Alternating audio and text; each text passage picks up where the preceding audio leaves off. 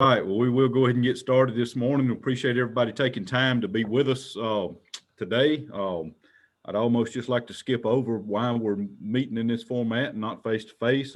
We've all highlighted when we do meet together that that one of the high points is the networking from the interaction that takes place when we do get this group of delivery professionals together. But under the circumstances, this is our effort at maintaining some contact with this group, keep the band together, so to speak. So we have had some emphasis and been working towards with the steering committee, um, trying to pull off a meeting with some presentations and on desired forest conditions for wildlife. Um, we have stayed with that theme, but but trying to stay a little bit on the fringes, so to speak. We do have some things lined up that we do want to delve into that subject matter with a full meeting and give it the emphasis that we want to. But we've selected some presentations that we think would be good to get in front of the group today with some subject matter we think will be beneficial. So um, with that, just a little bit about some things that are taking place within the geography. Our desired forest conditions for wildlife document is the revision of that document, revision and update is underway. So that group and individuals associated with that, and then you some of you have likely been engaged to participate in some of that process. And then also the Forest Stewards Guild effort to try to present some workshops in the 3 states to follow up with some training that has not occurred in quite a while um, on some of that, on the material associated with desired forest conditions for wildlife and some field-based trainings. We still want to do that, and we've got some of the guild staff with us today that we'll hear from before we get done today. But that's just some things that are happening on the front with desired forest conditions for wildlife, and like I said, we will end up producing a meeting focused on that to and some workshops will be occurring eventually to delve into that subject matter, provide the training to this group and other associated partners that are interested. So, but we've got a couple of presentations today, and some of the updates will delve into that material as well. So we will be we will be staying with the theme of desired forest conditions for wildlife, but not totally in the trenches like we would if we were all together and been able to devote a full meeting to that. So um, with that, we will as far as our operation of the our meeting today, we do want to have as much interaction as we can. We will open the floor for questions, but we'll encourage you to use the chat feature within Zoom to, if there's pertinent comments or questions that you have, shoot those into that chat box. But we will be opening the floor. You know, if you'd rather ask a question verbally and have that interaction, and we'll, you know, at certain times during the between presentations and at the proper time, we will stop and work through the questions and comments that we've received in the chat feature. So make use of that, and we will begin working through our agenda that we have today. Mr. Brock, would you add or take away anything from that as before I introduce Dr. McKnight and his presentation? I would not. I think you covered it well, David. Appreciate everybody being with us today, and look forward to hearing the presentations and hearing some good discussion as well. All right. Well, with that, we'll continue into, and Keith, it's always good to have you at our meetings, and definitely good to have you as part of the agenda today and making a presentation regarding some of the updates that have occurred to the forest breeding bird habitat objectives, some associated tools, and then how that applies to desired forest conditions for wildlife. So again, great to have you. Always appreciate your input and contribution to what we have going. So take it away, Keith McKnight. All right, thank you, David. Let the fringe begin, I guess, huh? Can y'all see my slide there? Let me hit go. We all good, as far as you can tell? Yes. That looks good. All right. Yeah, no, I appreciate the opportunity to speak and take part in the discussion, and definitely appreciate everybody who's on and taking the time to make the CDN work. As David mentioned, I'm going to talk about really desired forest conditions in the sort of the larger context of forest breeding bird conservation and the MAV, which anyway, when we get to the end, you'll see how it really ties together and has for a long time pretty nicely. But what I'll start with is just a brief sort of background history of sort of what's gotten us here, and I do mean brief, and then I'll dig in a little bit to the current state of our forest bird planning, and through all that, talk about how this connects with, in fact, is driven by desired forest conditions for wildlife. So no surprise to the people in this group, the Lower Miss Joint Venture Partnership has been smitten with forest breeding birds for quite a while. Spent a large amount of time and effort and energy towards thinking about and doing about forest breeding bird conservation, starting now over 2 decades ago with bird conservation areas in that original Partners in Flight plan, up through the very familiar thunderstorm map of forest breeding bird decision support models. And of course, the reason for that is that this is a page out of that original 1999 Partners in Flight plan, is the priority breeding bird species that we host in the Mississippi Alluvial Valley. And to jump right to it, we have a number, and just some quick statistics that make that point. You consider that the Mississippi Alluvial Valley makes up maybe 1% of the US land area. Within that, there are 11 forest bird species with at least 5% of the global population of that species. 33% of all the prothonotary warblers are thought to be in the Mississippi Alluvial Valley, 11% of all the Swainson's warblers. So it's pretty easy to see that our responsibility for conservation of a whole handful, a whole suite guild of species is really high.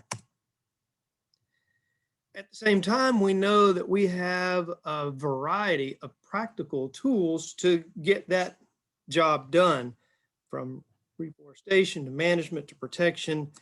But we also know, all of us from some experience, that just having the materials and having the tools isn't all that there is unless you've got a plan, a logical plan. And so for us and doing conservation planning, we ask a couple of questions. What is it that we need to know to proceed effectively and efficiently? And that is who, what, where, and how much. Now, some sub questions to that could be some other ones, but if we're really going to get this thing right, we got to address those. So the who is pretty straightforward. We're talking about what are the species that we're most interested in, because what we do then will be driven by their needs. So we're talking about priority species. There's several answers to the what, and I mentioned them: protection, reforestation, and management. And those also then relate to the where, and those are the spatial priorities around protection, reforestation, and management. We all know enough to know that every pixel on the map is not created equally when it comes to the wildlife benefits of doing any one of these worthy things. And then finally, the how much, which really equates to population objectives that are translated into habitat objectives. How much do you think you need? And when do you know when you've gotten there? Funders are particularly keen on asking those questions. So just how much else do you need to get done, and when are we through with this? So to the who and how much question, I want to highlight this forest area to support land bird population goals in the MAV that we've been now talking about for several years, that was actually finally, hallelujah, published last week. And the information to get there is to find that and related documents is on the website. This is an effort by Dr. Dan Tweet and our science coordinator, Dr. Ann Minnie, which is a huge collection of relevant information relative to forest breeding birds in the MAV. Because it's such a huge and complete and overwhelming collection of information, we have distilled that into our joint ventures, forest breeding land bird population goals and quantitative habitat objectives. The salient parts of that, both of those, both the sort of the parent document and then the boiled down objectives document. And some of you have seen this before, but I think it's probably important to understand what all's in there and what drives ultimately what we say we think we need. First, it estimates our current populations using breeding bird survey data. It accounts for large-scale geographic distribution differences, and in fact, some small scale, which we'll talk about in a second, differences. It uses population estimates to establish our population goals. And by the way, although that 1999 document was excellent and comprehensive and the best state of knowledge at the time, this is a piece that it did not use, was these population estimates based on and population goals based on data. It uses that same information to establish essentially what is the minimum forest area needed to sustain these species. Combined with the probability of occupancy, that's that more site scale assessment of habitat quality relative to a particular species and forest habitat data, then we can identify where we think there's sustainable forest habitat. In other words, how are we assessing what's there to make judgments about how much more do we need, which gets us to these estimates of habitat capability under existing management conditions, what's out there, and then do some calculations based on what the landscape would support if it had best management. And in that, you should be thinking desired forest conditions. And then finally, what we wanted, what this was all about at the end of the day, was giving us some estimate of, do we need more? And if we do, how much more do we need?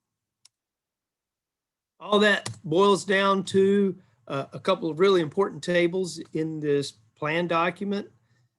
This one talks about species that we estimate are taken care of or will be taken care of with optimal management. In other words, not quite there, but if we manage the existing forest in a way that we think optimal, they will be taken care of. And of course, we are left with a handful of species that even with best management, we feel like there is, we don't have enough forest base to support the population, the objective population. All of that either rolls up to or boils down to, however you want to look at it, a pretty simple list of priority species based on all of this information and practicality. And really what it boils down to is that we estimate we need 1.73 million acres more forest.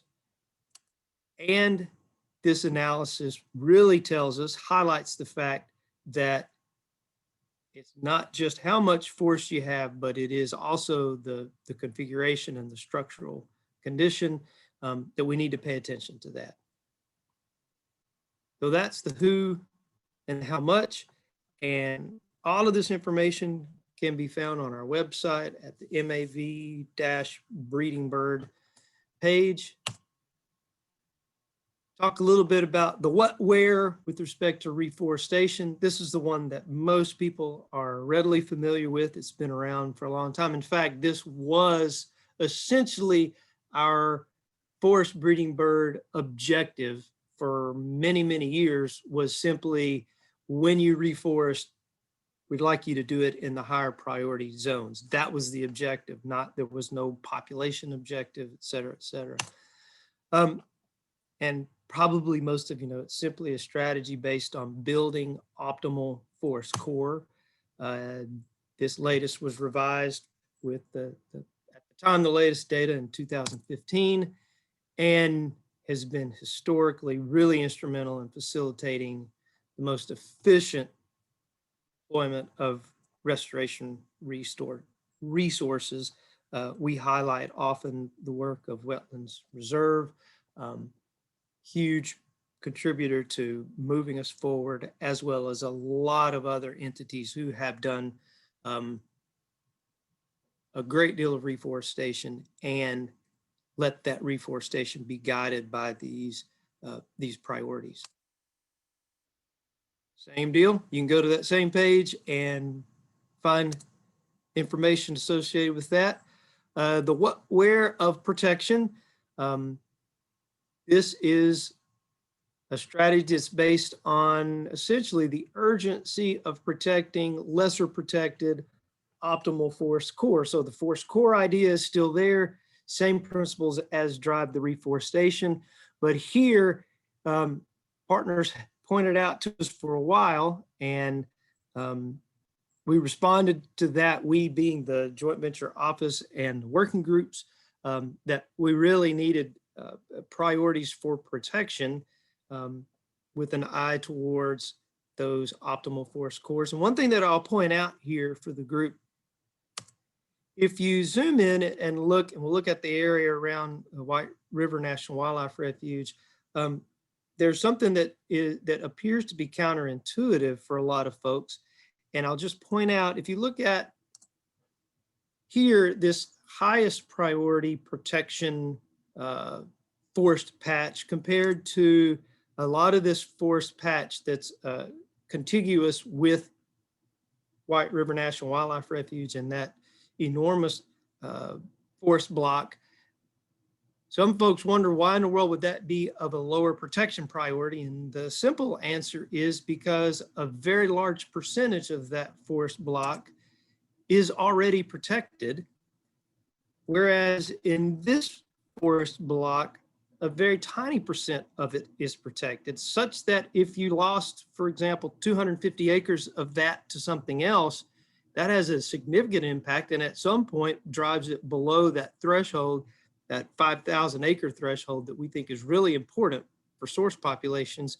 Whereas if you lose 250 acres of that block that's in the blue, we certainly don't want that, and it is a priority for protection, but we don't stand to fall below that threshold, and so much of that is already protected that that other block gets a higher priority. So just to, I don't know, one of those immediate questions that people look at the map and shake their head and say, isn't White River important? And absolutely it is. And it's so important that it's heavily protected, not fully protected, more so than a lot of these other blocks. Guess where you can find that information. Finally, the what, where with respect to management.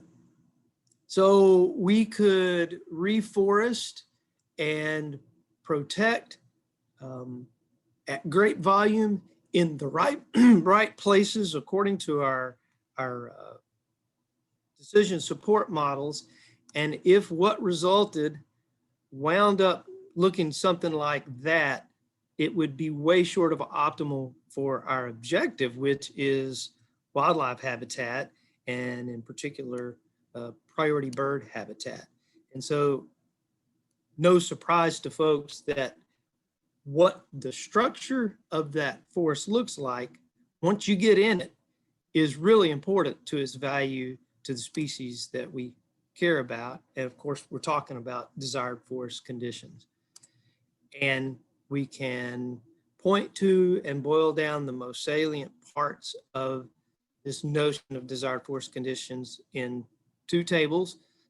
This looking at the landscape characteristics that we believe to be optimal, and then the second table that looks at primary and secondary stand scale characteristics that are optimal that folks here are probably readily familiar with.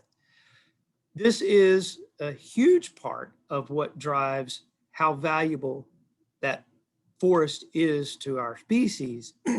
But in fact, if you look at those other pieces that we talked about, the reforestation priorities, actually much of that is driven by the reality of these, several of these optimal factors within the desired forest conditions. The same can be said of what the thinking behind what drives our protection priorities, and it especially drives much of the results of our habitat and population objectives based on our understanding of what the landscape is offering with respect to the quality of the habitat inside that forest. So to wind this up, we know that we've had and we've used these reforestation priorities for a long time now. We've recently added to that, that quiver an arrow that is protection priorities. And even more recently added some updated and more population and science-driven objectives to our quiver of arrows.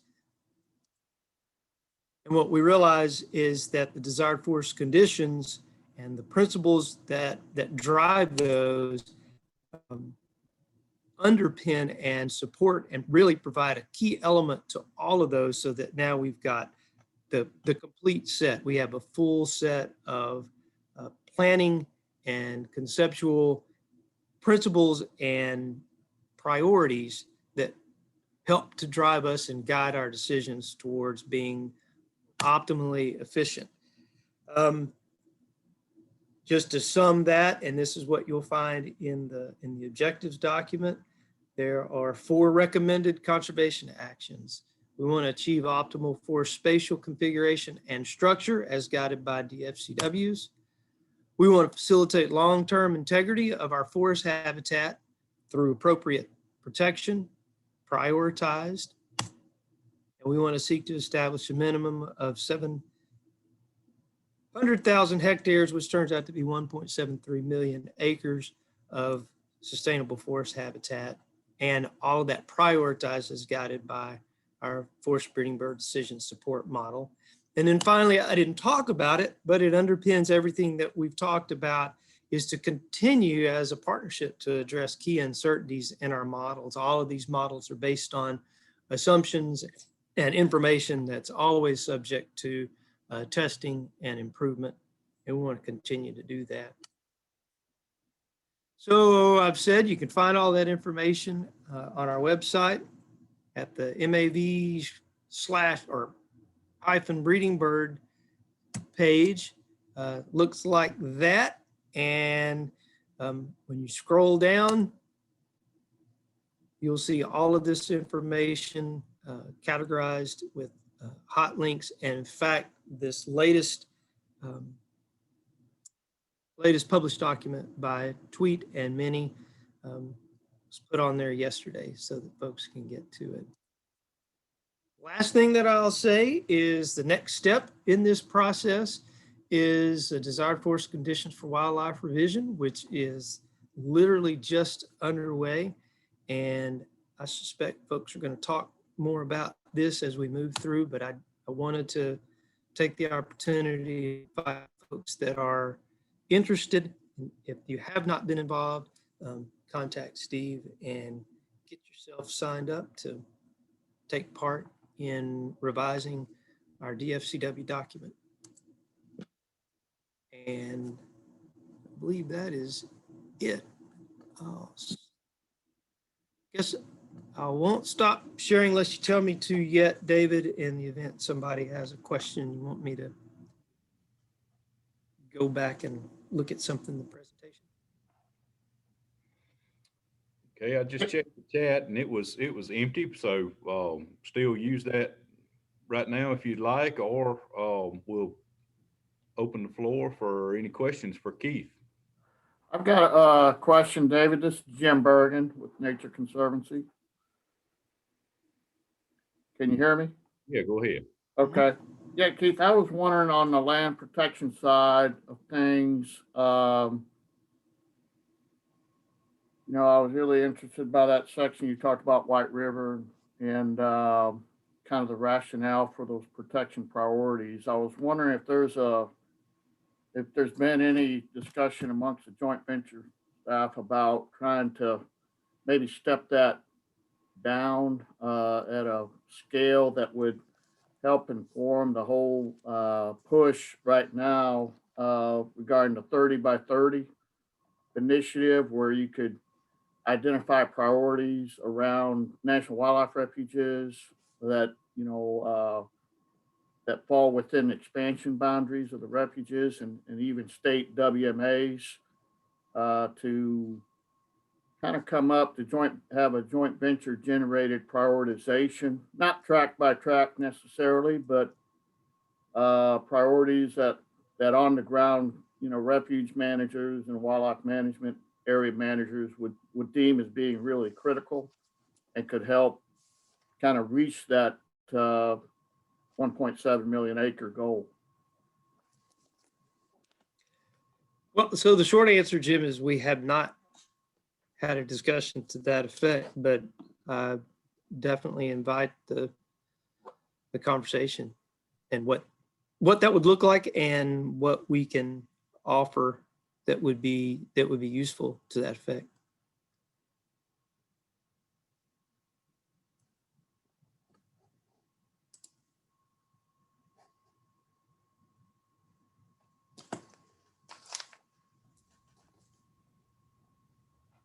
All right, additional questions?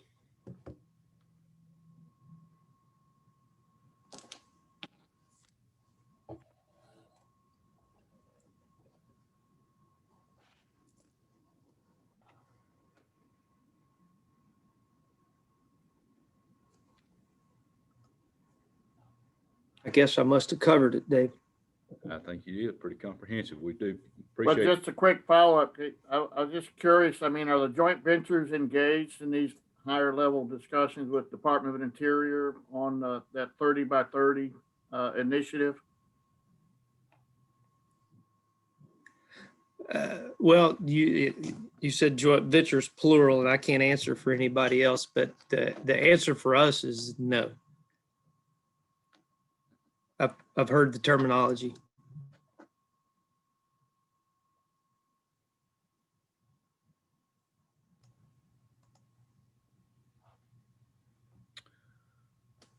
All right, appreciate you, Keith. Those was highlighted in Keith's presentation that information is all housed there at the joint venture website, so it's there for you to follow up on and use and digest, and staff and any of us are available for questions anytime as that's generated as to kind of what that looks like applied on the landscape in the areas that you work, which is kind of the space that we operate in here with this group. So we encourage you to take that in and do some thinking about that. With that, we will transition to and we're actually running right on time. We'll transition to our next presentation. Giles Kelly with Mississippi River Trust. They are working on a project looking into kind of some ways that we might manage and attack this influx of acreage we know with restored bottomland hardwoods that's approaching the need for management, some of it in need right now, and more of it coming online yearly that's in a state that they could very possibly need management to enhance for wildlife. So with that, I'll hand it over to Giles Kelly with Mississippi River Trust. Thanks, David. I appreciate it. Glad to be here.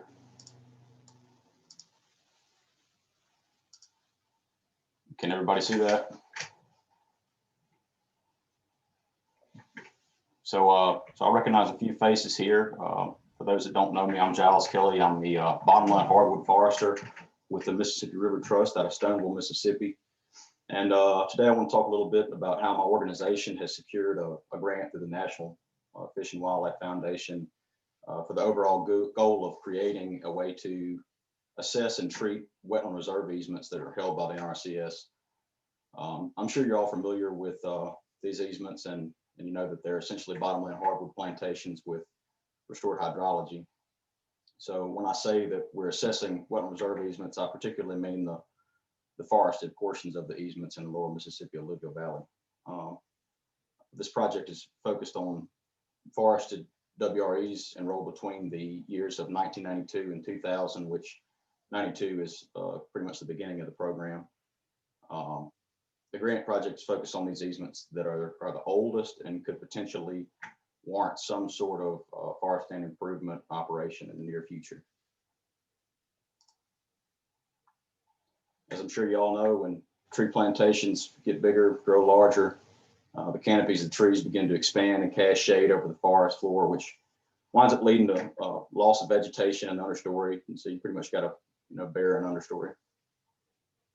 With the wetland reserve easements revolving around the reestablishment and conservation of species that rely heavily on diversely structured forest land, our goal is to work with the NRCS as well as landowners to facilitate responsible forest management that will help maintain these habitat types that these wildlife species will benefit from having, such as those that are specified in desired forest conditions for wildlife. So our grant's focused on 6 states in the LMAV, includes Arkansas, Louisiana, Mississippi, Kentucky, Tennessee, and Missouri. With these 6 states, there are approximately 320,000 acres of wetland reserve easements that were enrolled between 92 and 2000, and approximately 256,000 of those acres are planted in bottomland hardwood forests. So this slide kind of shows all the easement polygons we're looking to assess and possibly implement some sort of improvements within. And it gives an idea of the distribution of the easements. You can see they're kind of concentrated right around in the same area. Most of the easements are within Louisiana, Mississippi, and Arkansas. So again, here's this table that shows the acreages of wetland reserve easements in each state. Once again, Louisiana has the most, Arkansas with the second most, and Mississippi coming in third. So for the assessment of the easements or the inventory, for the stand conditions, we plan on doing a forest inventory with a private biometrics company called Sylvia Terra. Some of you may have heard of it. Sylvia Terra specializes in forest inventory and biometrics through the use of LiDAR-based remote sensing and satellite imagery. The inventory reports that they produce are really customizable and can include extra metrics such as above ground carbon, biomass, and even some habitat suitability indices for various wildlife species. So the graphics produced by Sylvia Terra are shown as 30-meter resolution heat maps that illustrate different species groups, trees per acre, etc. So here's something they can do. This is out west, but this is a visual that shows different tree species and distribution across this landscape. And here as well, you have trees per acre. It's basically shown as a heat map.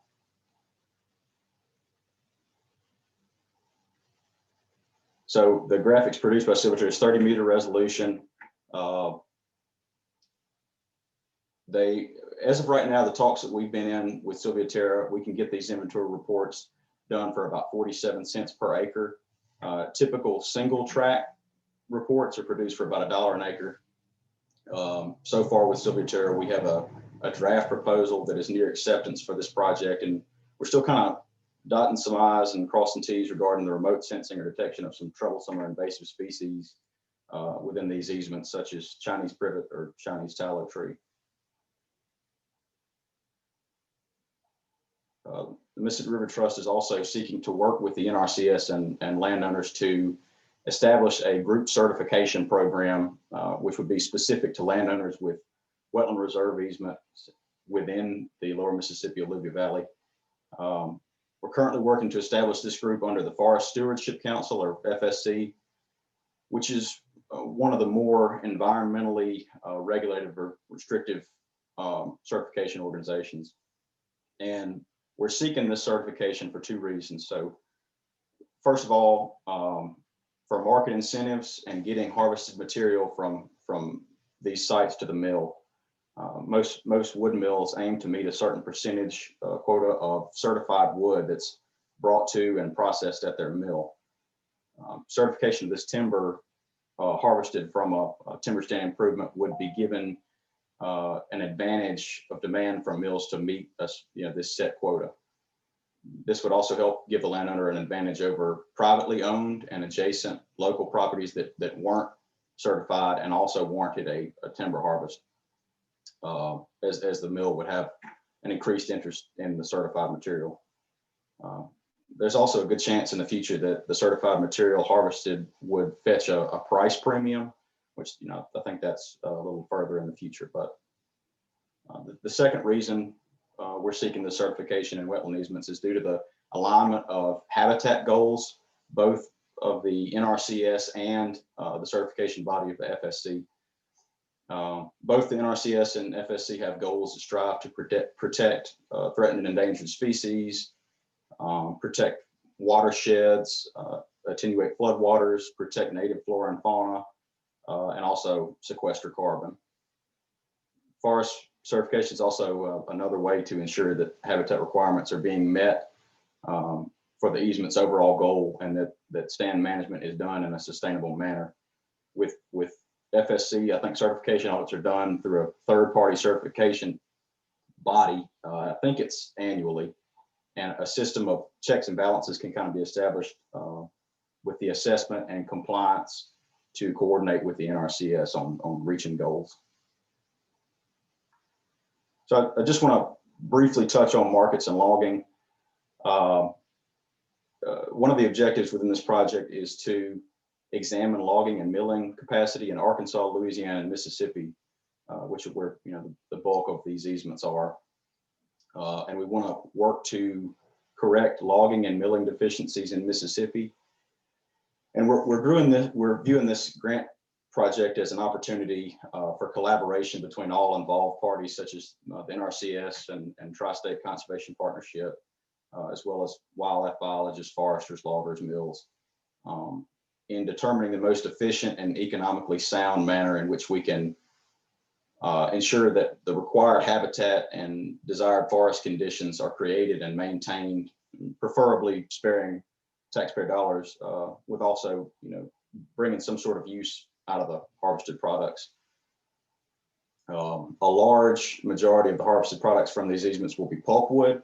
I haven't seen any that have really reached any saw timber size, especially that's typical for a first thinning or a timber stand improvement in these easements. And pulpwood, the market's down right now. We've contacted mills within range of the Delta in Mississippi, and so this is shown on the right is a buffer of 60 miles around each one of the mills that we have contacted. And a lot of these, keep in mind, a lot of these mills that we've contacted only do, but it's a saw mill, so they don't do pulpwood, so that we're limited. We've also looked into wood pellet production for energy, but companies in Mississippi, such as Inviva Biomass, have mills that are too far out of the range in Mississippi. I think there's one in Amory, and there's one in Loosedale. I'm not sure if they've completed that one yet, but I know they're planning on it. Louisiana also has Drax Biomass, but unfortunately presented with the same issue of distance from these Mississippi sites. So The River Trust is also working with another organization called the Natural Resource Spatial Informatics Group. This group is part of the Precision Forestry Cooperative at the University of Washington, and they specialize in habitat and forest treatment modeling at the property and landscape levels. Without going into excessive detail, we're looking to contract this organization to use the inventory data that is collected by Sylvia Terra to create forest treatment models for all of the wetland reserve easements enrolled in the period from 92 to 2000.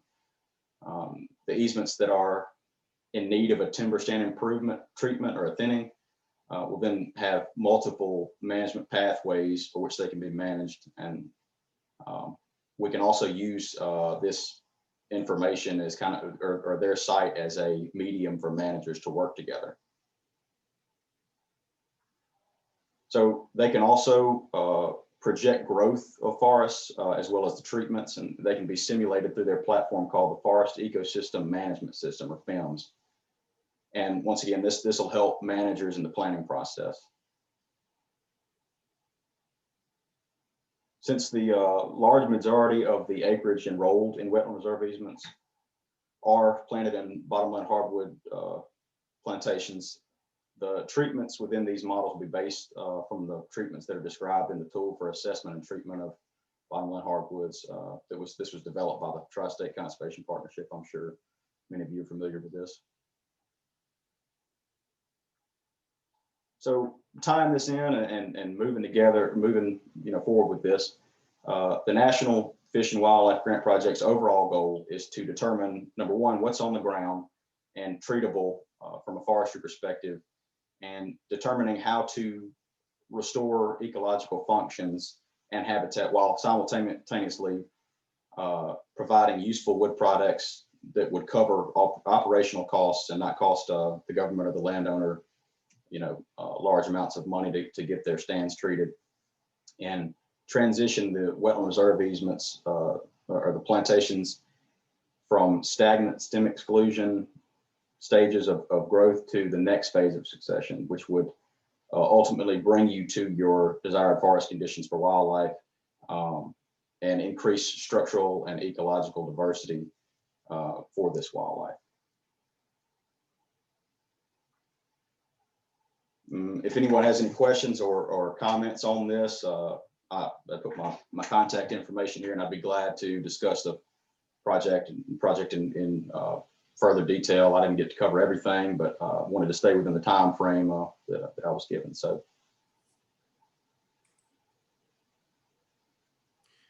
Hey, Giles, this is Ron. Got a quick question / request for you. You showed a map of the mills and the 60-mile radius, and you mentioned that some of those were sawmill, saw timber only and not pulpwood. How much trouble would it be for you to modify that and show us the differences between pulpwood and saw timber and which ones are taking those products and sharing it with us? It would not be hard at all. I do know there's one pulp mill that's located in, it's pretty close to Redwood, Mississippi, so it's further down. Let me go back here. This one right here is a pulp mill, and I believe that's the only one that I can remember as of right now. But I know there were a couple of them that at least two that were pulp mills. I just can't remember where the other one was located. But yeah, that wouldn't be a problem at all. I can get that to everybody after this. I appreciate just, because like you're saying, from the WRE standpoint, that's pretty much what we're looking at for a little bit in the near future, where there's, from the plantation. Absolutely. Thank you. Yeah, the other question I would add, stack on top of Ron's, is, are the mills that you've identified, hardwood, sawlog focused? Because in my experience, they tend not to mix and match a lot. I'm sure they do some, but I guess I'm asking, is some of those pine focused, or all of those hardwood? They take hardwood sawlogs. They were not all hardwood saw logs. Some of them were mixed, but the majority of the ones that I did look at were hardwood saw logs. Yeah, so if there is any particular that are just pine, that would be interesting to know in your data as well. There were none of the ones that I contacted and showed on the map were just pine. I would say, you know, maybe 3 of them might have done kind of mixed. I know the one outside of Redwood, I believe they take pine and hardwood, but it's a pulp mill, so I'm sure they separate the pulp. Okay, thanks.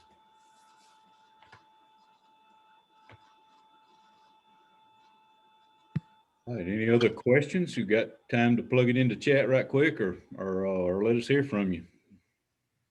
Giles, this is Scott Baker. A quick question about the survey that y'all are going to be doing on the WRE tracks. That's pretty impressive, and I'm definitely interested in it. And was wondering if it will all be done with remote sensing, or will there be some boots on the ground truthing to build a model or correlating what's on the ground versus what's being the remote sensing part of it?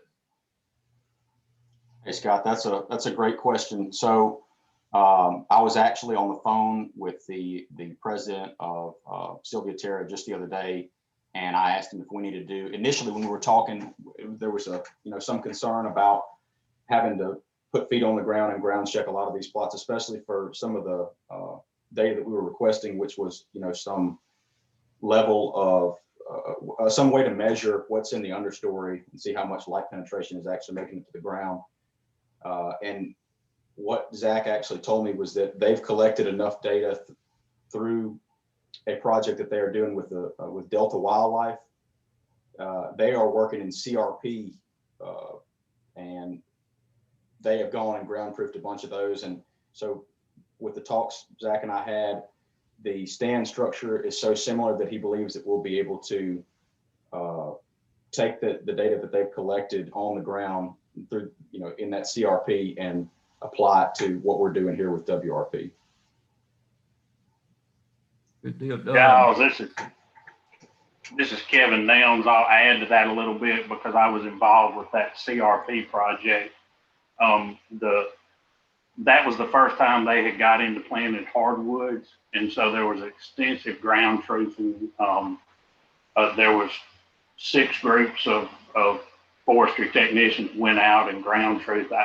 I forget the number of sites, but a tremendous amount of acres, ground truthing the canopy, the mid-story, the understory, 4 cardinal directions, that whole thing. And that allows them to hone in on their modeling and their data that they collect. And so, CRP hardwoods are really similar to WRP hardwoods. So that allows them to use that extensive ground truthing on this WRP project. The Thanks, Kevin. CRP hardwoods with Delta or Bottleland hardwood sites? Yes, Scott, it was. It was sites in the North Delta. It was North Delta because it was done in the 19 and 20 flood years in the South Delta. It was supposed to be Delta wide. That was a project funded by FSA, actually. Yeah, good. I'm be looking forward to seeing how that turns out. That's going to be some good information. I don't know if they gave you a statistic or not, Giles, but I mean, in our conversations we've had with them in the last year, when they have that ground truthing data, the level of accuracy they claim in their outputs is really high. Absolutely. They've told me that 90% accurate is what they usually strive for, and it's between 90 and 95% accurate. And for what it costs to have the inventory done versus putting boots on the ground, it's pretty amazing what they can do for that cost. Y'all have got some really, obviously you've honed in, not surprisingly, really well on, things that are of concern to the partnership.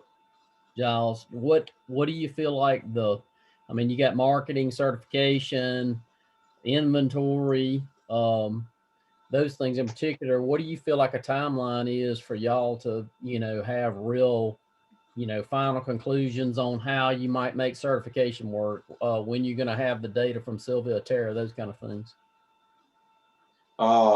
we're working on, like you said, the certification and the inventory are going to be crucial, I believe, especially the inventory, knowing what's out there. And when I talked to Zach just yesterday,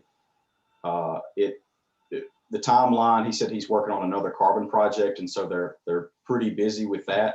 One thing that I mentioned to him, if it would be possible, if we could take a few easements, maybe ones that I thought warranted a treatment earlier, and producing a few reports on those and kind of using that as a pilot project. In fact, within this grant, there is a portion that was deemed as a pilot project where we're taking 1,000 acres and trying to get treatments done, which would kind of be the poster child for the rest of the easements that we want to assess and treat.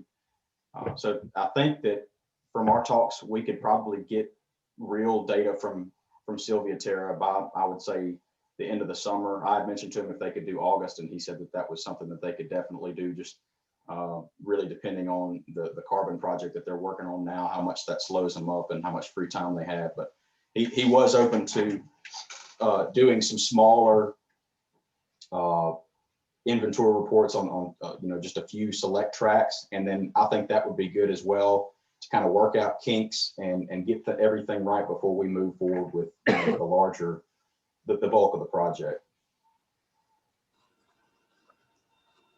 And so the only other question I'd ask is just on the certification end, do y'all have an idea exactly how you would implement that at this point? Is that a negotiation within RCS, or is it a landowner based approach, or do y'all know yet? It's mostly going to be kind of through the landowner. As of now, we've kind of talked about setting up a group, but we haven't really gotten very far on establishing that group. It'll obviously be where if the landowner wants to do it, then they can, join the group. If not, it's completely voluntary. But once we kind of get some things lined out with FSC, what I would like to do is get some members of some people within RCS and come up with the best way to move forward with certification, so that everybody's on the same page. Great, thanks. Hey, Steve, one other quick comment that may be of interest to the group, and it's related back to Sylvia Terra and doing that type of inventory. And this is also a good example of the communication and collaboration within all the partners in the 3 states. But Arkansas NRCS has already contracted out and is close to having their final product from same age stands on WRE that they did with University of Arkansas at Monticello, where they're doing more traditional boots on the ground inventory. So we're going to have significant acres that will have data from Giles's project through Sylvia Terra, and then the University of Arkansas data for the Arkansas easements that we'll be able to do some comparisons and looking at that. So we're real interested to see how all that turns out. I'd be very curious to see that, Ron. That's going to be great.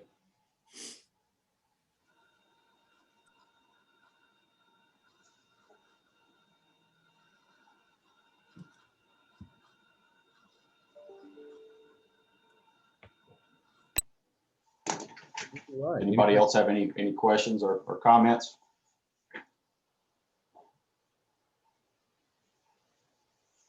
All right, thank you, Giles. You got you see still up there is Giles's contact information.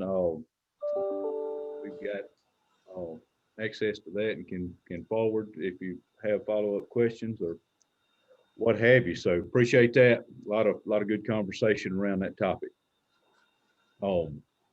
We'll transition to our chronic wasting disease updates. So we generally include that now that we are a delivery staff group that this subject matter has dominated many schedule, some more than others. So it's as far as, and we've made the effort before to tie CWD and its impacts to the habitat management that takes place in our geography, that the ramifications that of how that could affect that. So we generally always try to include a quick update as far as where everybody stands on that. I think I will introduce first, and we'll go with the Mississippi update first of William McKinley with the Deer Program Manager with Mississippi Wildlife, Fisheries, and Parks. Hey, everybody. Can you hear me okay? Yes. All right, good. I tried to share my screen yesterday on another presentation, had trouble, so I'm going to try, but if I fail, Steve Brock is going to share it for me. So I'm making an effort now.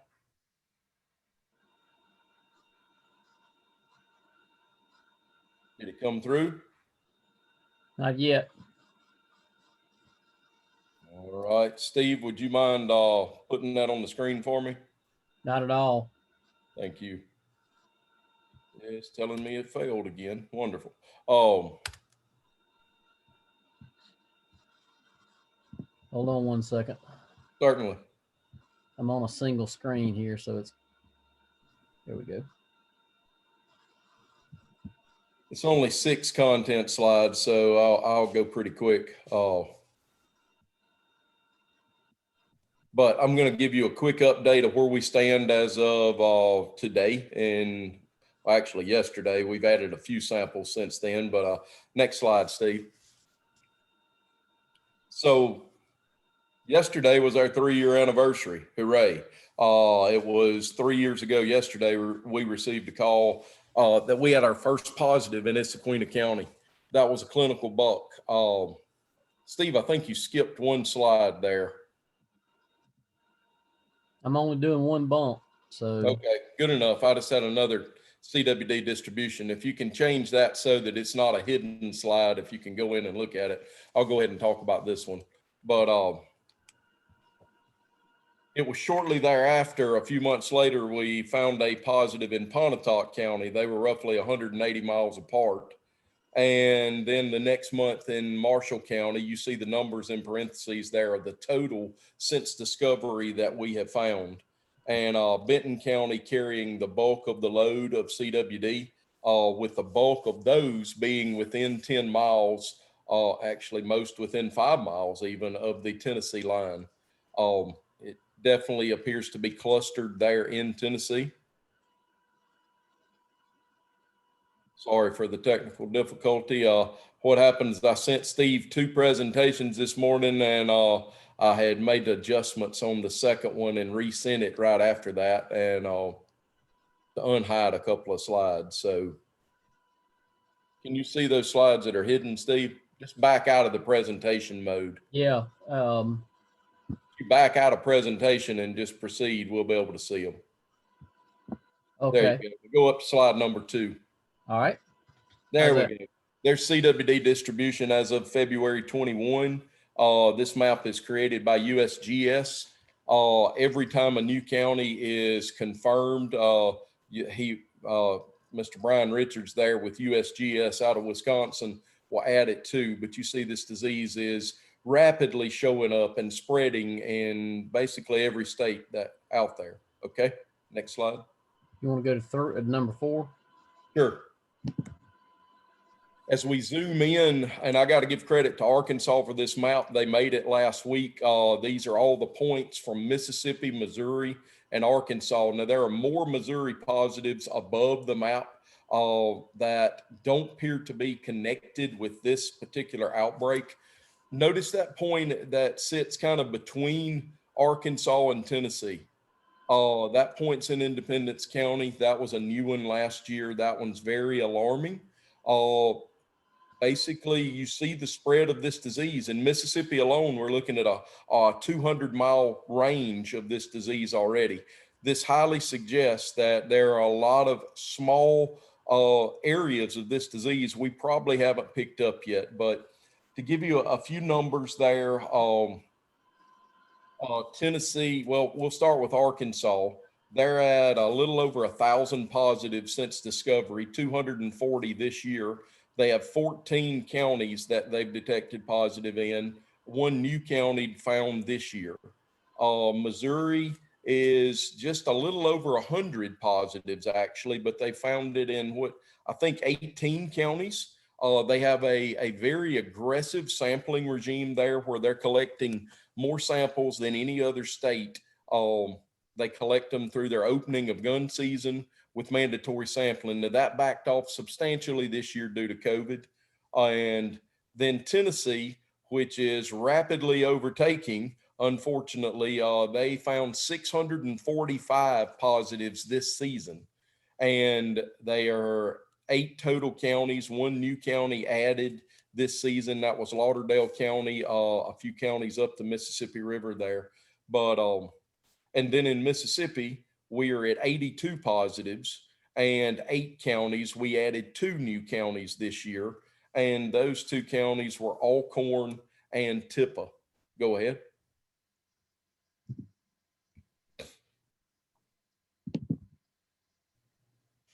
Just sampling numbers, we did find fewer positives this year. We also sampled fewer deer this year. You see we're at 6,000, slightly over 6,000 samples compared to almost 8,500. We rely primarily on hunters to turn in samples and voluntarily submitted through drop-off freezers and taxidermists, and we received fewer samples this year, simply put. So that percent of positive is running about the same, the 28 of 6,000 versus the 35 of 8,500. Next slide. Once again, to show you that range and the breakdown per county, you see there's definitely a clustering up there in Marshall and Benton counties, especially around the state line.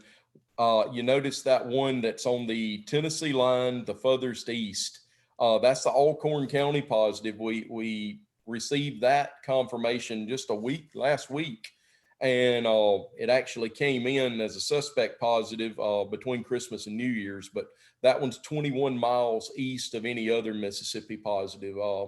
And we had went for almost 2 years without finding a new county, and we got 2 new counties in the same report a few weeks ago, Tippa and Alcorn, both sitting at 1 positive each currently. But once again, I stress that range from the positives at Issaquena County down around Vicksburg.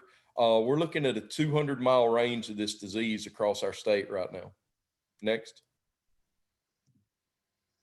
One of the things that I will say was a success. We started very low key this year, but last summer, the Commission on Wildlife, Fisheries, and Parks approved DMAP CWD management tags. Now, other states are using similar type tags, but we adjusted these tags as Mississippi still has no mandatory reporting system. And we did put a mandatory reporting if you use these tags. They're available to landowners within 3 miles of a positive. Now, we advertised very low key for our first year. We only issued 448 or so tags. 152 of them were used, but we got 9 positives out of that. The carrot on this is they allowed an unlimited weapon or weapon of choice, and they were able to be used October 1, the opening of deer season. So people could, within 3 miles of a positive, were able to use a gun October 1, and this allowed more deer within the areas where positive deer are to come out. So it sounds almost too simple, but one of the key goals of CWD management is to remove a positive deer before it has a chance to spread the disease to another deer. So if we can get them while they're still bachelor grouped up early in October, if we can get them pre-rut before those bucks are visiting all those different doe groups, and we take that deer out in October or November versus January, that's a win. The more positives we get off the landscape is a win. That's all the slides, but I got just a couple of key points. We've been working on a CWD management plan, and this is a revision from the CWD response plan that we had created a few years back. It's still in draft stage, and we just submitted the first draft, and it's being edited currently. This will make some changes potentially to the way we manage CWD across the state. We also have a whitetail deer density study ongoing, just getting kicked off in the South Delta and up around Benton County. And with a goal of this to see how flooding in the South Delta and CWD in the South Delta, only 2 found down there so far, but also how CWD long-term affects deer density. How is CWD affecting a deer density in Mississippi? Tennessee saw an increase in prevalence of 2% from detecting in 18 to 19, and another 2% increase. They're up to around 12, 13% prevalence now. We can expect the same as the disease becomes more endemic in North Mississippi. So with that, I'll be happy to answer any questions y'all got.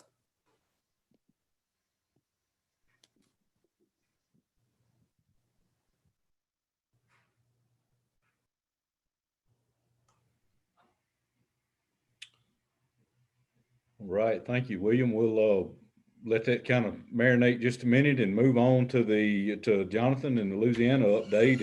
And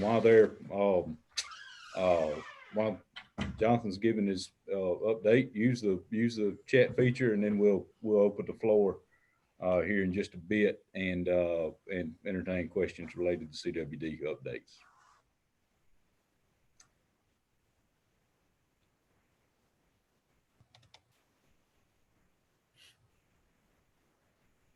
Thanks, David. I'll provide a short update for Louisiana. Appreciate all the information provided by William, especially in regards to the use of DMAP tags in the proximity of known positives. That's actually a very novel idea. Kind of duplicates what a lot of states do with sharpshooting. So that was very fascinating and looked to be pretty effective. Can you see my screen there, Dave? Yeah, everything's good. Okay, thank you. In Louisiana, we harvested, not harvested, but we sampled 821 deer between July 1 of 2020 and February the 8th. That's about 200 less than our goal. Our goal was based on parish-wide sampling objectives. But one positive is that we were able to actually sample a few more bucks than those. That's a first, and that was something that we were attempting to do. In addition to that, we set our targets on 2.5-year-old and older deer. So we limited the numbers that we could have potentially sampled, but we put more, we invested more heavily into what we considered a preferred sample, in that an older male as being the target animal. Still using the same paths for samples. Basically everything's hunter harvest. The only exceptions to hunter harvest samples are when we get calls from the public in regards to a symptomatic animal. Then we respond to those and sample them, in addition to pen escapes and road kills. But the vast majority of our samples are hunter harvested samples. And again, just to mention, our sampling focus this year was to focus on new areas. We did not sample our wildlife management areas this year. Of course, we've sampled those extensively in the past. The focus this year for a particular parish was not necessarily just to meet the quota, but to meet the quota in areas of that parish that have not been previously sampled. So while we did fall a couple of hundred short, we did at least get a tremendous number of those samples from locations that had not been previously sampled. And again, a lot of those samples were made up of adult male deer. So those were all positives. That's really all I have to share this year. We still have not detected chronic wasting disease in Louisiana. However, we'll continue to monitor and come up with sampling strategies in the future to complement our previous efforts. Any questions?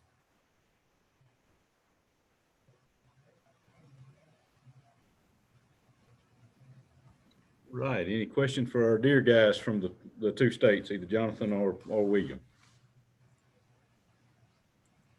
Hey, this is Ron. I don't have a question, but I'll just make a comment and kind of echo on what Jonathan said about Mississippi's approach. I'm unfortunate enough to live in the area in Tennessee that is in a CWD deer management zone, and they've tried to do some things with their regulations to increase the opportunities for harvest. And to me, it's all just been window dressing and not much of a significant opportunity. So for Mississippi to take the step to allow any weapon in those areas for, I mean, just the bow season alone is an additional 45 days of gun season. So I think that's a good positive and proactive move that can have some impact. So good job on that, William. Thank Yeah. you, Ron.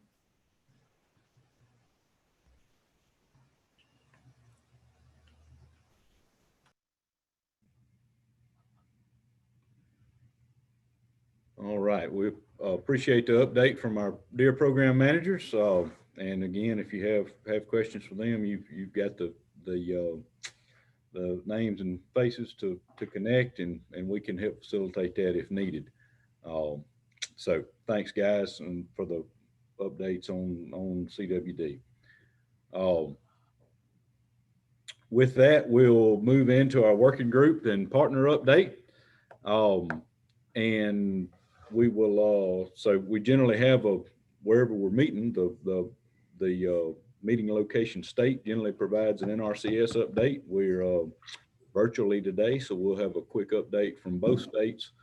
And Dustin Farmer will be sharing the Louisiana update, and Kevin Nams immediately following that, and I'll let them transition their sales from one to the other. So here is Dustin Farmer.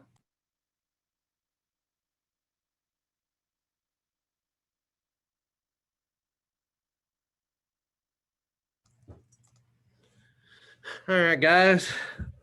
Good to see everybody through the computer screen. I'm going to share my presentation real quick.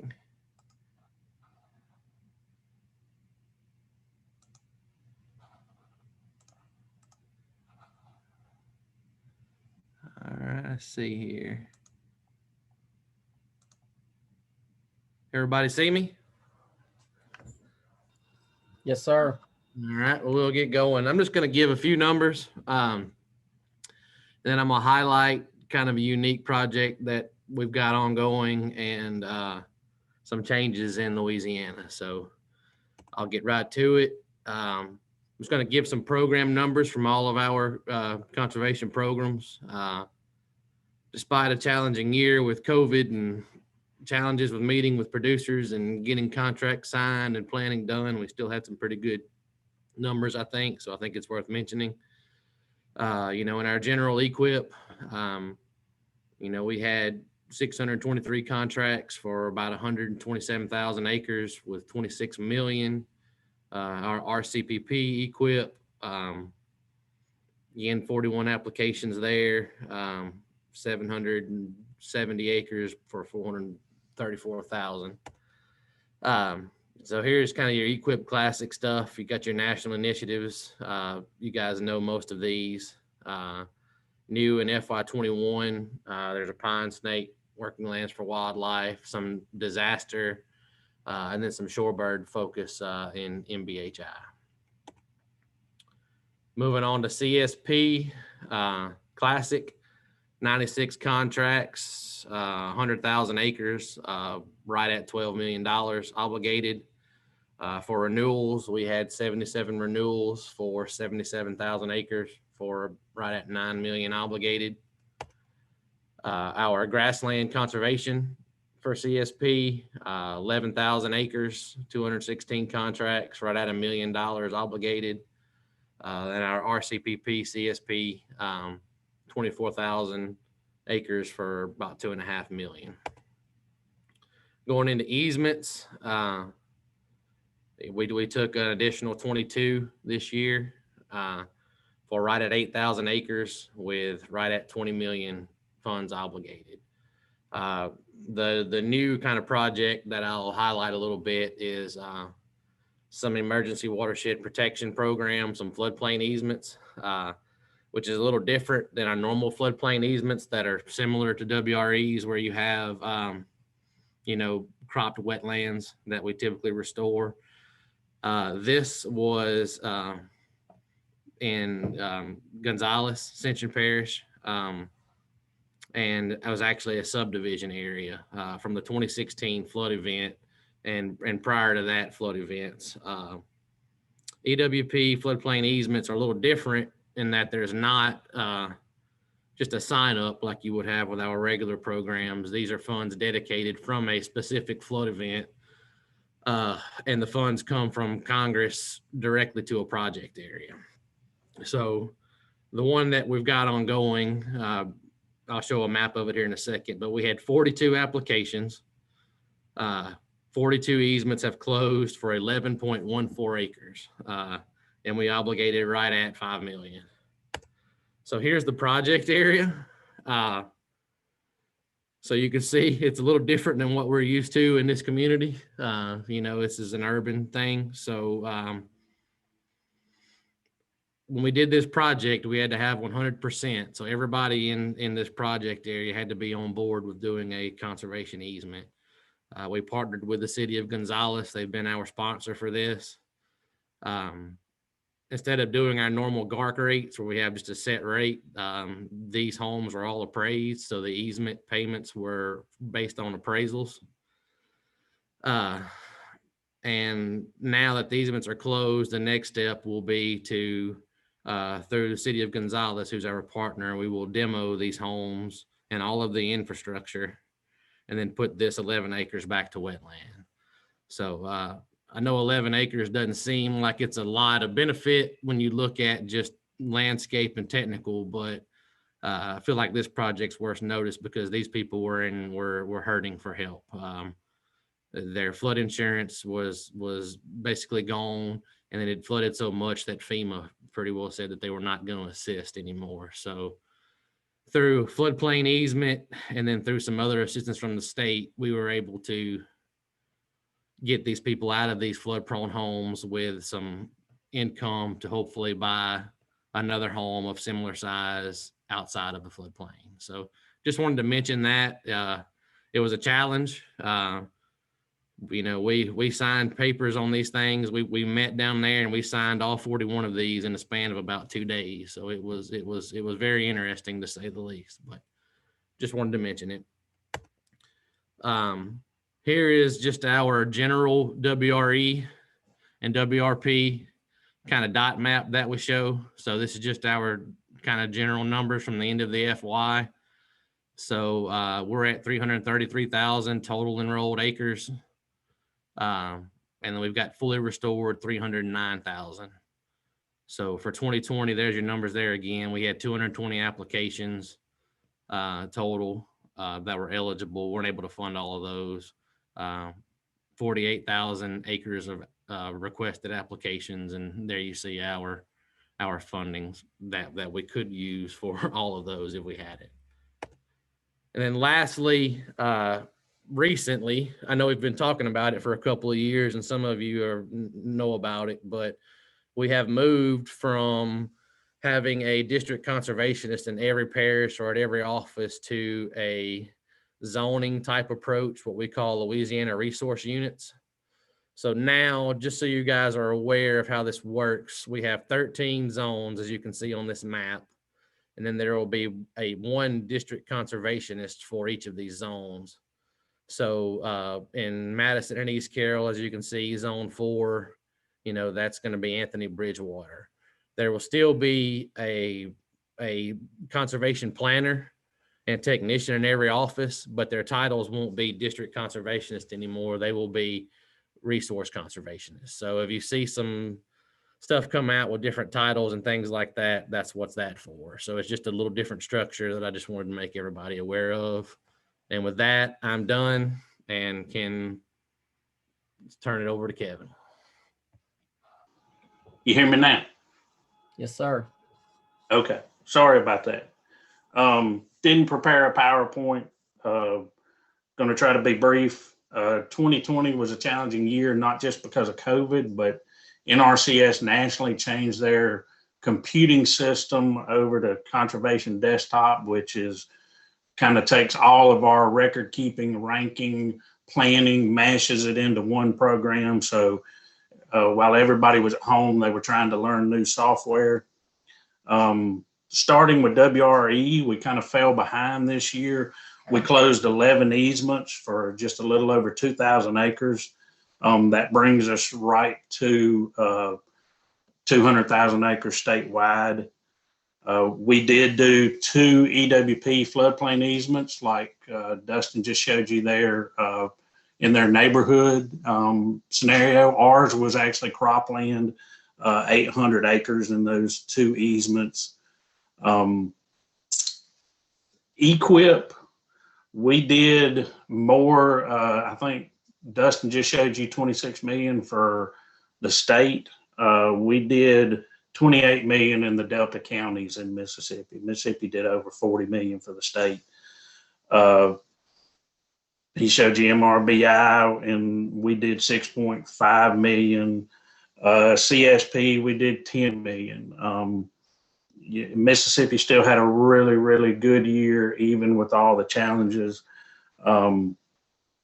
So that's last year's stuff. Moving on to this year, we're in the full swing of ranking everything. EQIP is going gangbusters. WRE is being ranked. CSP application period still open. CRP general application, general sign up was supposed to end Friday. They just put out end of last week that that's going to continue and didn't put a date out. Basically, some of the changes in the 2018 Farm Bill made CRP less attractive, and they're nationwide about 4 million acres behind where they want to be. So keeping CRP applications open at this point. In our last in-person meeting, we kind of focused on feral swine and the new Farm Bill money for feral swine. And Mississippi, if you remember, that money's broke into 2 pots, one pot going, half of the money going to wildlife services, and then the other half being delivered to NRCS to be used by non-governmental partners. So just last week, we had a sign up announced in Mississippi for a joint program for landowners to sign up for feral swine control. The partners are Delta Wildlife, Mississippi Soil and Water Conservation Commission, and MDWF&P. They actually hired a coordinator for that. He's working for Delta Wildlife. His name's Nolan Brooks, and applications are actually being done on Delta Wildlife's website.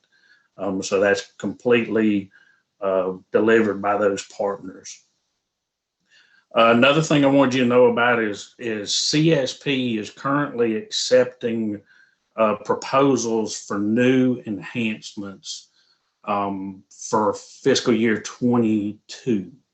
That's one thing that this group has done before, is submitted some CSP enhancements for new practices, new enhancements in CSP. We've been successful at that. A lot of shorebird practices, Louisiana submitted through the CDN in the past, so that's open right now. If you're interested in that, I can send you the national bulletin on that.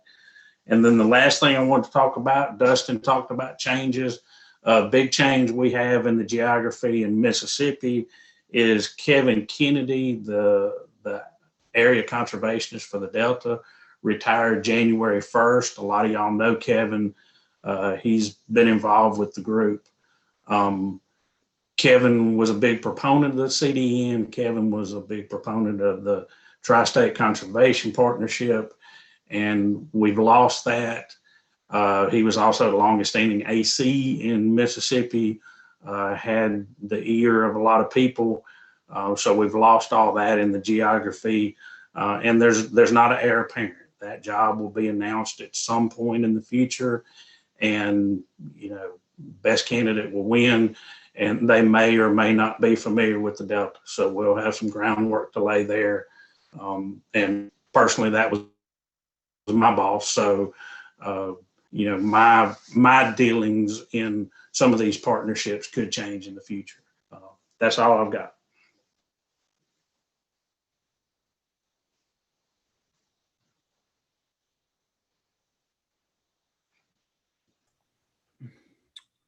All right, thank you, Kevin and Dustin, for those updates. 11. So in the interest of, do put something up in the chat if you've got a question for either one of those guys, and we'll come back to it. But in the interest of time, we'll move on to, I see Ron's on deck and ready for the Tri-State Conservation Partnership update from Ron Cease.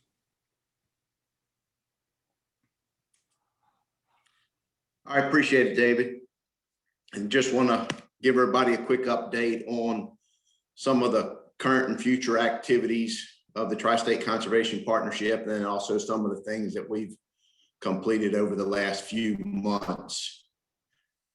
Right now, the biggest project that we're involved in is developing a series of WRE management videos. It's going to be a total of about 8 videos that will cover wetland management and forest management.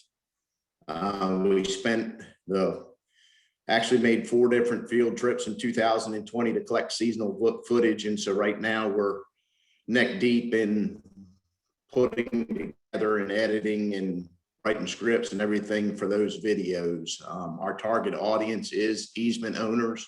And the goals of those videos is to provide encouragement and instruction to landowners on how they can manage those easements, and then also, the corresponding contacts follow up with partners in NRCS. And we're hoping that we can get through with that by early spring.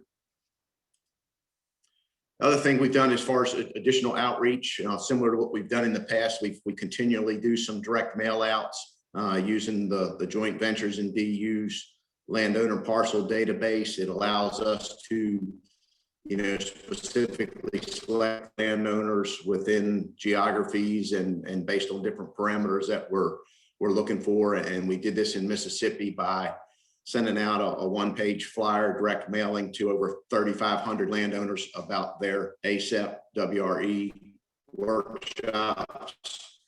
And then we also had a separate mailing to encourage new enrollment in Louisiana, 3 different geographies that NRCS wanted to target, and went out to a total of 2,000 landowners. It's always, we found that these direct mailings have been a good way to make people aware of the programs and increase the applications that are coming into WRE. One of the things that the partnership always focuses on is trying to bring more additional dollars to the valley to do wetland easements. We're well over $100 million now over the last few years. And this past late fall, early winter, we were able to submit the 3rd phase of our tri-state rep. The last 2 rounds, we've been fortunate to be funded on that project. And on phase 3, we're requesting $20 million in federal assistance for that, which would allow us to enroll another 6,000 acres across the tri-state area in the alluvial valley. And, you saw the numbers that both Kevin and Dustin talked about on WRE enrollments within the past year. So it shows that, 6,000 acres or 2,000 acres per state approximately is pretty significant additive acres if we can get this project approved. We do fortunate to have some good partners there, and we're able to put together about $1 million in partner match with the 2 most significant partners being the Walton Family Foundation, and then Arbor Day Foundation has become a stronger partner for us over these past couple of reps. So we appreciate their contributions. The other funding opportunity that we try to take advantage of every year is NIFWIF's Lower Mississippi Alluvial Valley Restoration Fund, and we sent in a request for them to get an additional $700,000 to support the Tri-State Rep project. We should be hearing from both of those projects sometime in the near future on whether or not we were selected for funding. Part of the partnership is focused on policy, where we have an actual wetland conservation policy coalition. And we're continuing to work towards already the Farm Bill in 2023. We've developed a draft strategy that's working on identifying WRE policy refinements and then methods and how we want to go about advocating for those policies. We'll ultimately develop a set of recommendations that will go directly to the Senate and Ag committees, and continue to push for support, not only for funding, but for individual policy tweaks that benefit the program. One of the things that we focused on starting this past fall and continuing right now is trying to build a better relationship between the Tri-State Conservation Partnership and the Easement Program Division within RCS at the national level. We've had a couple really good conversations with them centered around REP, not only about our particular REP project, but then about how they're implementing, the REP part of the program. We also, in November, we had a virtual meeting that was a meet and greet where they had all of their staff and we had the key partners represented and spent some time talking about what our accomplishments have been and how we can help support them and getting feedback back from NRCS on that aspect. We've got a policy meeting coming up with them in March that they'll help us refine our policy strategy that I just referred to with the Wetland Policy Coalition. And then we've been wanting to have a tri-state field trip to bring those folks down here and get them on the ground in all 3 states and put them on some easements. And COVID has postponed that, obviously, but we're still targeting to do that as soon as we get an opportunity that we can, which at the earliest obviously would be late fall and possibly, closer to the winter time.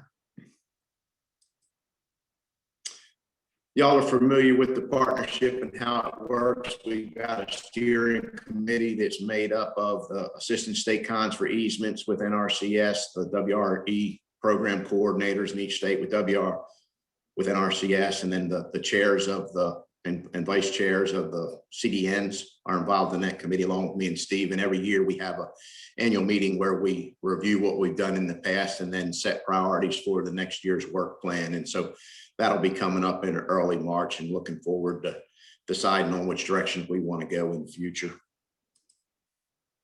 Lastly, I'll just thank all the partners. We've got some great participation across the valley, and we're certainly appreciative of it. And it's always open to whoever wants to participate in any of the different aspects. And if somebody's got an interest in anything or wants more information about anything that we're doing, just feel free to reach out to Steve or myself. And David, I'll turn it back over to you.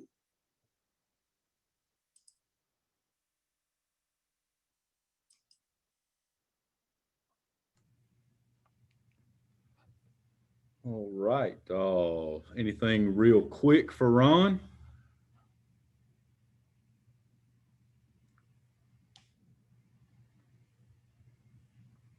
Okay, thank you, Ron, for that update. We will got some time reserved or place on the agenda for to open the floor for other partner updates. Just anything. It's a real quick 2 or 3 minutes or less to just kind of throw something out there that you or your organization is working on, generate a little interest that we can follow up on if there is interest of the group. Does anybody have anything to offer in that regard?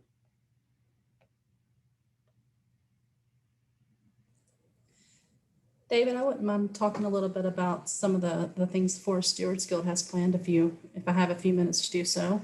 Okay, go ahead. Great. So those of you who don't know me, my name's Jen Chandler. I'm the Southeast Region Manager with the Forest Stewards Guild based out of Asheville. But we're working with partners in Arkansas, Mississippi, and Louisiana on some bottomland hardwood work. So we are hoping to maintain and enhance bottomland hardwoods on public land, but maybe more importantly, on private lands. And our vision for these bottomland hardwoods in the lower Mississippi alluvial valley is to be managed using responsible forestry so as to benefit wildlife and freshwater systems so that we can sustain the integrity of the forest systems, but also of the human communities that depend on them. And our real goal is to engage private landowners and resource professionals in wildlife forestry concepts to support on the ground decisions that enhance these bottomland hardwoods on the private lands. We have plenty of irons in the fire right now, so I'm not going to take up a ton of your time, but I do want to talk about two things, kind of major things that we're working on, and offer my email. I'm actually going to put it in chat for anybody who wants to follow up on these with me. So we had plans, as David said at the beginning of this, to do some in-person workshops in 2020, but of course we had to transform to virtual platforms due to COVID. And as David mentioned, we're working on setting up some more workshops, hopefully in person in Mississippi and Louisiana, surrounding these management goals that benefit wildlife in bottomlands. And we're really hoping to do some in-person meetings in the fall, but we're still working with partners to see if this is feasible due to COVID. And again, I don't want to take up a ton of your time, but if any of you all have any thoughts on in-person outreach opportunities, what your willingness to be involved in something in person would be, I'd sure love to hear from you. So please feel free to email me. Another part of what we're doing in Lower Mississippi Alluvial, we're trying to actively recruit some landowners who are interested in a couple things. One, getting free management plans developed for their bottomland hardwoods in Arkansas, Mississippi, and Louisiana. And we have the capacity to develop about 5 in each state. And also private landowners who are interested in working toward actual enhancement of their bottomlands. So some boots on the ground implementation. I do have a flyer to give to y'all. David, I think I passed that on to you yesterday, and I don't know if you're able to post it.